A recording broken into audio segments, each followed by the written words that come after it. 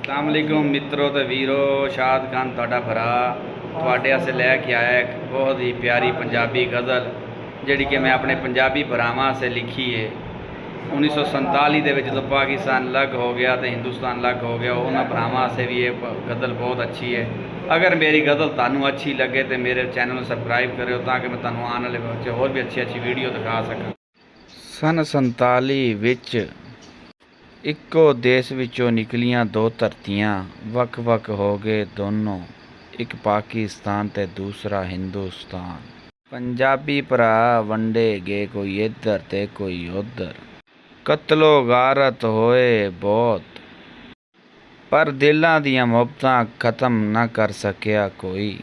ਸਾਡੇ ਰਹਿਣ ਸਹਿਣ ਵੀ ਇੱਕ ਜੈਸੇ, ਇੱਧਰ ਵੀ ਤੇ ਉੱਧਰ ਵੀ, ਇੱਕੋ ਜਿਹੀਆਂ ਫਸਲਾਂ ਸਾਡੀਆਂ, ਇੱਧਰ ਵੀ ਤੇ ਉੱਧਰ ਵੀ, ਇੱਕ ਦੂਜੇ ਨੂੰ ਮਿਲਣ ਨੂੰ ਤਰਸੀਏ, ਇੱਧਰ ਵੀ ਤੇ ਉੱਧਰ ਵੀ, ਪਰ ਵਿੱਚ ਲਕੀਰਾਂ ਨੇ ਰੁਲਾ ਦਿੱਤਾ ਦੋਨਾਂ ਪੰਜਾਬੀਆਂ ਭਰਾਵਾਂ ਨੂੰ, ਇੱਧਰ ਵੀ ਤੇ ਉੱਧਰ ਵੀ।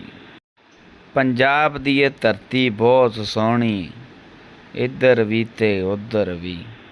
ਕੌਣ ਕਹਿੰਦਾ ਹੈ ਅਸੀਂ ਵੱਖ-ਵੱਖ ਹਾਂ, ਦਿਲਾਂ ਵਿੱਚ ਅੱਜ ਵੀ ਵਸਦੇ ਹਾਂ, ਇੱਧਰ ਵੀ ਤੇ ਉੱਧਰ ਵੀ।